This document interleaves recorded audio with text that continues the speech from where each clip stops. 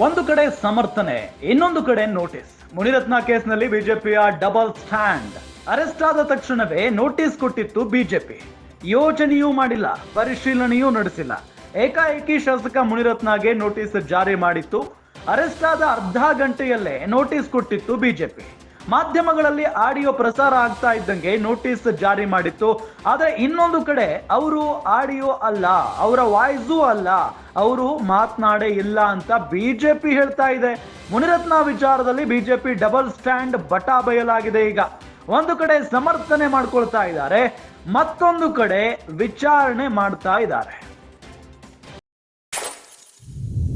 ಒಂದು ಕಡೆ ಸಮರ್ಥನೆ, ಮತ್ತೊಂದು ಕಡೆ ನೋಟಿಸ್. ಮುನಿರತ್ನ ಕೇಸ್ನಲ್ಲಿ ಬಿಜೆಪಿಯ ಡಬಲ್ ಸ್ಟ್ಯಾಂಡ್ ಈಗ ಬಯಲಾಗಿರೋದು. ಅರೆಸ್ಟ್ ಆದ ತಕ್ಷಣನೇ ನೋಟಿಸ್ ಕೊಟ್ಟಿತ್ತು ಬಿಜೆಪಿ. ಯೋಚನೆನೂ ಮಾಡಿಲ್ಲ, ಪರಿಶೀಲನೆನೂ ನಡೆಸಿಲ್ಲ. ಏಕಾಏಕಿ ಶಾಸಕ ಮುನಿರತ್ನಗೆ 5 ದಿನಗಳ ಒಳಗೆ ನೀವು ಈ ಪ್ರಕರಣಕ್ಕೆ ಸಂಬಂಧಪಟ್ಟಂತೆ ನಮಗೆ ಉತ್ತರವನ್ನ ಕೊಡಬೇಕು ಅನ್ನೋ ನಿಟ್ಟಿನಲ್ಲಿ ನೋಟಿಸ್ ಕೊಟ್ಟಿತ್ತು. ಅರೆಸ್ಟ್ ಆದ ಅರ್ಧ ಗಂಟೆಯಲ್ಲೇ ಮಾಧ್ಯಮಗಳಲ್ಲಿ ಆಡಿಯೋ ಪ್ರಸಾರ ಆಗ್ತಾ ಇದ್ದಂಗೆನೆ ನೋಟಿಸ್ ಕೊಟ್ಟಿತ್ತು. ಆದ್ರೆ ಇನ್ನೊಂದು ಕಡೆ ಅವರ ವಿಡಿಯೋ ಆಡಿಯೋನೇ ಅಲ್ಲ, ಅದು ಅವರ ವಾಯ್ಸು ಅಲ್ಲ, ಅವರು ಮಾತನಾಡೇ ಇಲ್ಲ ಅಂತ ಬಿಜೆಪಿ ಹೇಳ್ತಾ ಇದೆ. ಮುನಿರತ್ನ ವಿಚಾರದಲ್ಲಿ ಬಿಜೆಪಿ ಡಬಲ್ ಸ್ಟ್ಯಾಂಡ್ ಬಟಾ ಬಯಲಾಗಿದೆ. ಈಗ ಒಂದು ಕಡೆ ಸಮರ್ಥನೆ ಮಾಡ್ಕೊಳ್ತಾ ಇದೆ, ಮತ್ತೊಂದು ಕಡೆ ವಿಚಾರಣೆ ನಡೀತಾ ಇದೆ.